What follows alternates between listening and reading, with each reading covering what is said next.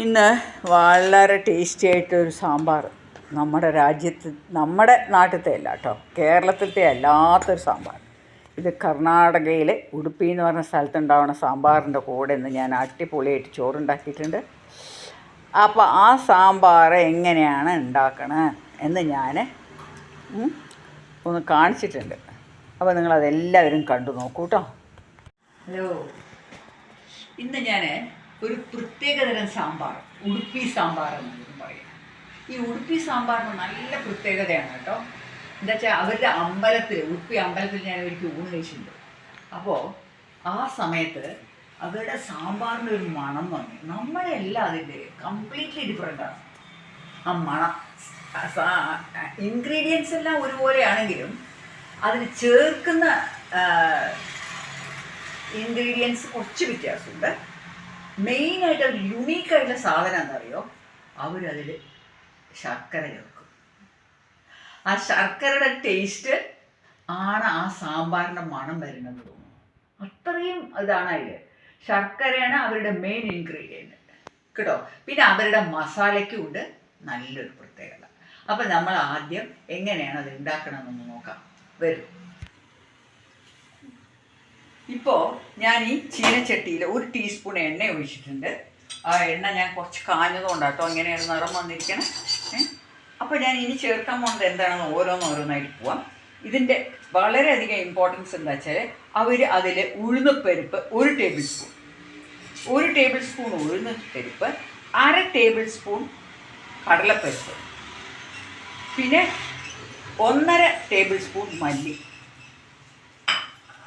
1/2 table spoon ജീരകം, കൂടെ ഈ പറഞ്ഞതെല്ലാം 1/2 ടേബിൾ സ്പൂണാണ്, 1/2 ടീസ്പൂൺ ഉലുവ.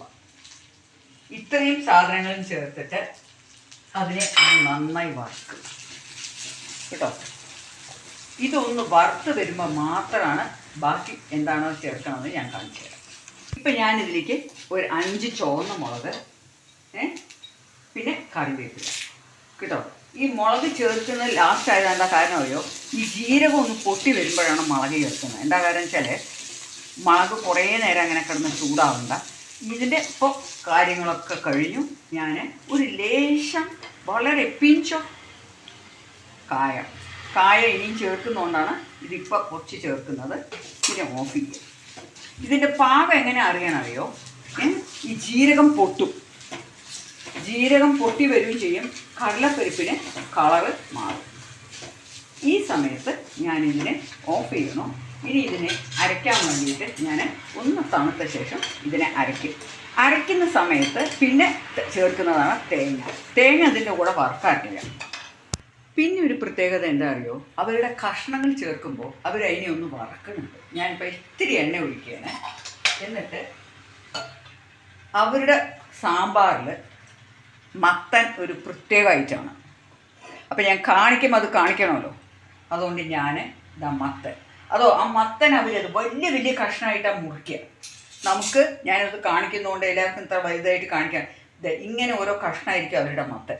ഏതറിയോ, ഞാൻ കാണിച്ചു തരാം. ഇത്രയും വലുപ്പമായിട്ട് ഘനത്തിലാണ് അവർ മത്തൻ മുറിക്കുക. അപ്പം ഞാനിപ്പോൾ ഈ മത്തൻ, പിന്നെ ഞാനിട്ടിരിക്കുന്നത് കുമ്പളങ്ങ, മുരിങ്ങക്കായ എൻ്റെ കയ്യിലില്ല, മുരിങ്ങക്കായ ഇടാൻ നിങ്ങൾക്ക് വെണ്ടക്ക, ഇതെല്ലാം കൂടി ഒന്ന് നന്നായി ഞാൻ വഴറ്റി വരും. എണ്ണയിൽ നല്ല ഹൈ ഹീറ്റിൽ ഞാനൊന്ന് വഴറ്റി വരും. ഇങ്ങനെ തന്നെയാണ് അവർ ഉണ്ടാക്കണം കേട്ടോ. അതുകൊണ്ടാണ് ഞാൻ കാണിക്കുന്നത്. ഇപ്പോൾ ഞാനിതിനെ നന്നായി ഒന്ന് വഴറ്റുന്ന സമയത്ത് ഒരു തക്കാളി കൂടി ഇടാൻ പോകുന്നു കേട്ടോ. ഒരു തക്കാളി ഇടുക.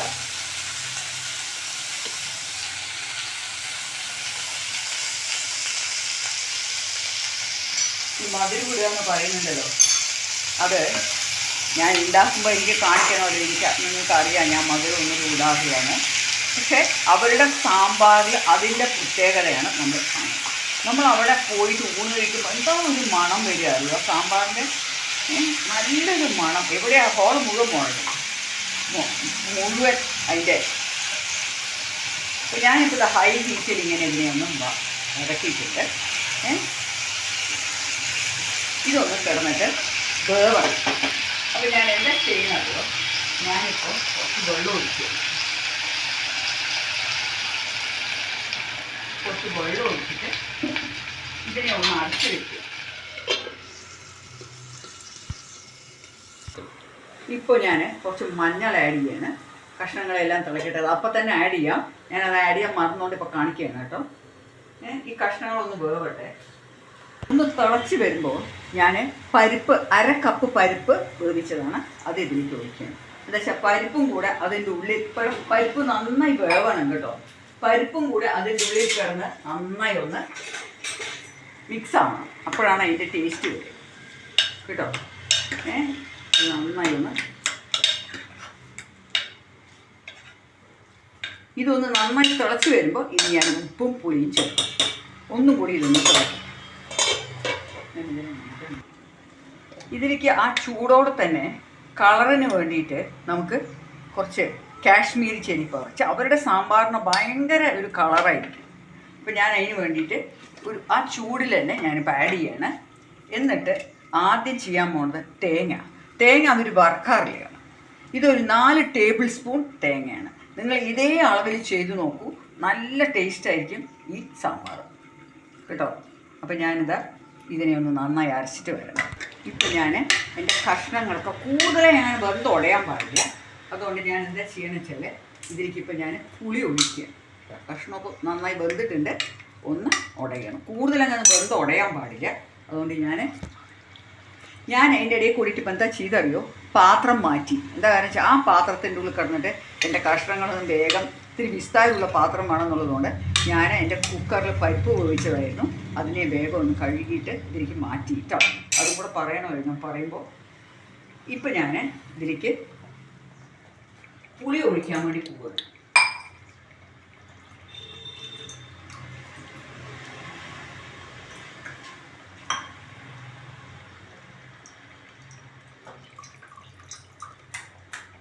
പുളിയൊക്കെ അവരവരെ ടേസ്റ്റിന് ഒഴിക്കാം. പക്ഷെ ഞാനിതിലിപ്പോൾ ഒരു നാരങ്ങയുടെ വലുപ്പത്തിൽ പുളിയെടുത്ത് വെള്ളത്തിലിട്ടതിനെയാണ് ഞാനിപ്പോൾ ഇതിൽ ഒഴിക്കുന്നത്. ഇനി ഈ സമയത്ത് ഞാൻ ഉപ്പ് കൂടി ഇട്ടാണ്. ഉപ്പ് കൂടി ഇട്ടിട്ട് ഇത് നന്നായിട്ട് ഒന്നും കൂടി പുളി വെള്ളത്തിൽ കിടന്നിട്ട് തിളക്കട്ടെ. അപ്പോഴേക്കും ഞാൻ എൻ്റെ അരച്ചത് ഇതിലേക്ക് ഒഴിക്കും. ഇപ്പം ഞാൻ എൻ്റെ അരച്ചത് ഇതിൽ ഒഴിക്കുകയാണ്. ഇതില്ലേ ഒരുപാട് മൈയായിട്ട് അരയണമെന്നില്ല. അതും ഒരു പ്രത്യേകതയാണ് കേട്ടോ. നല്ല മണം വരുന്നുണ്ട്. ഇപ്പോൾ ഈ അരച്ചതിൽ തന്നെ നല്ല മണമാണ്. അപ്പോൾ ഞാൻ ഇപ്പോൾ അതിനെ ഒന്നുകൂടി ഇനി ഇത് നന്നായിട്ടൊന്ന് തിളയ്ക്കണം. തിളച്ച് വരുമ്പോഴാണ് ഞാൻ ബാക്കി ഇൻഗ്രീഡിയൻസ് ആഡ് ചെയ്യാൻ പോകുന്നത്. ഇപ്പോൾ എന്താ നോക്കിക്കോളൂ, കൂടുതൽ ഇത് തിളച്ചിട്ട് അതിൻ്റെ മണമൊന്നും കളയാനുള്ള ഇട വരുത്തരുത്. നന്നായി ഒന്ന് തിളച്ച് നല്ല മണം വരുന്ന സമയത്ത് ഞാൻ ഒരു കഷ്ണം കായം ഇതിലേക്ക് ഇടുക കേട്ടോ. ഇത് നല്ലൊരു, ഈ സമയത്താണ് നമ്മുടെ ഡിവൈനായിട്ടുള്ള ശർക്കര ചേർക്കുന്നത്.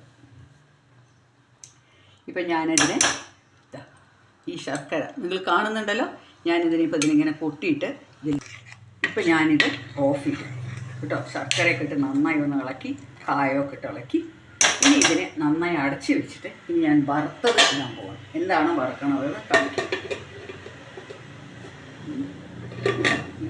തിളയ്ക്കണതിൻ്റെ ഇടയിൽ ഇപ്പം ഞാനിതിലേക്ക് കടുക്, മുളക്, ഉഴുന്നുപരിപ്പ്, അരി ഇതൊക്കെയാണ് വറുത്തിടാൻ പോകുന്നത്. ഇതും നമ്മൾ ചെയ്യാത്തതാണ്. ഇതൊക്കെയാണ് ഇതിൽ വറുത്തിടുന്നത്. കൂടെ കറിവേപ്പില. ഇതൊന്ന് പൊട്ടി വന്നാൽ സാമ്പാറിലേക്ക് ഒഴിച്ചാൽ സാമ്പാറിലേക്ക്. ഇപ്പം ഞാൻ വറുത്തത് ഇതിലേക്ക് കേട്ടോ. ഇപ്പം എൻ്റെ ഉടുപ്പ് സാമ്പാർ റെഡിയായി. അരച്ച് വയ്ക്കാൻ പോകണം മണം പോവാതിരിക്കാൻ.